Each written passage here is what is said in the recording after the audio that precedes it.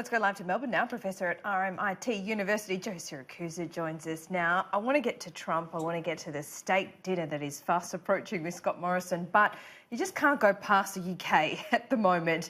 There seems to be another twist and turn. Every morning we wake up. On a broader sense, how much damage now do you think is Boris Johnson doing to the UK's negotiating position, not only with the EU, but other trading partners? Yeah, I think he's doing quite a job, Laura. Good morning, everybody. Look, the markets love certainty. Your partners love certainty. Everyone loves certainty in the financial and commercial world. With Boris Johnson, there's nothing certain.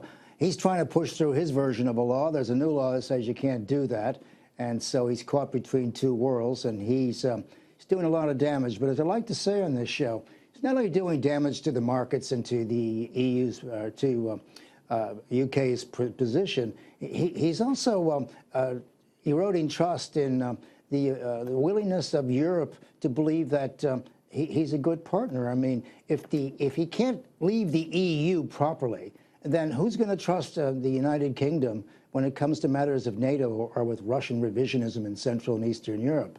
I mean, the damage is right across the board. I mean, we all live in a dangerous and uncertain world, and Boris Johnson is doing nothing to make it more certain and less dangerous. And so he's adding fuel to this fire. But I got to tell you something. I always thought British politics was dull as dishwater. But I've been watching Parliament the last couple of months, and I haven't had so much fun since I've been to the circus. Well, I mean, there's some colourful character, isn't there? Yeah, led by John Bercow and his constant orders. Order! It's hard not to find that quite humorous. But on a more serious note, Joe, Donald Trump's been out this morning and he's talking about the Taliban. Of course, these negotiations have been going on for quite a while now. It all looked like they were heading towards a deal. There was going to be a deal between Donald Trump, between the Taliban, between the Afghan government, but now he says that it's off. And then on the weekend, the Taliban, there was a suicide attack in which dozens of people were killed. So are we further away now from a deal than we've been in a long time? Well, yes, we are. Look, Barack Obama and Donald Trump were both elected to get us out of the Middle East in terms of this war on terror. As you know, as you both know, this has been going on for 18 years. It has cost trillions of dollars. I think it's $1 billion a day in that neck of the woods. And there are no winners here because the Taliban is going to be sitting riding high when this is all over. And, you know, it's one of these things that we call cultural blindness. We got into a place we didn't quite understand. And we went looking for the bad guys, and we went looking for the guys who were protecting the bad guys. And America's got a history of doing that, though. Well, look, there's the old story we hear in American universities when we study history, that America wins the war and loses the peace. Whether it's the First World War or the Second World War and the Cold War that followed, or Vietnam.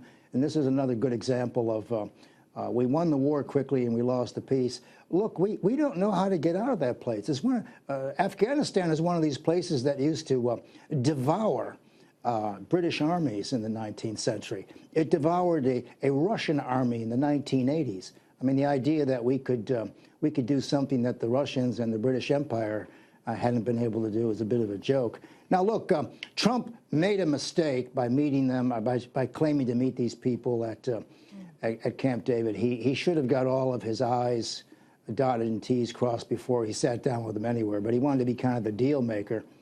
And look, flying these guys over to the United States strikes me as odd. We could have done this in a number of other places, particularly where we're having talks in Qatar and places like that. So the president has bungled this one, and once again, he's got a war he can't get out of. I mean, this is the one that was killing Barack Obama. He didn't know how to get out of this. And so I like what Richard Nixon used to say about Vietnam. He used to say, why don't we just leave and have a band and say, you know, we had a wonderful time there, we did our job, and, you know, and we need a ceremonial solution. We got to get out of town. Yeah. We can't stay there forever. And I don't think the president has a clue about how to get out of there. And, of course, this is what happens when you decimate your diplomatic service. There are a lot of bright people, men and women around, who could be helping him here, who are nowhere to be seen. So, look, when you try to do everything yourself, you wind up like Louis XVI holding your head under your left arm after the guillotine.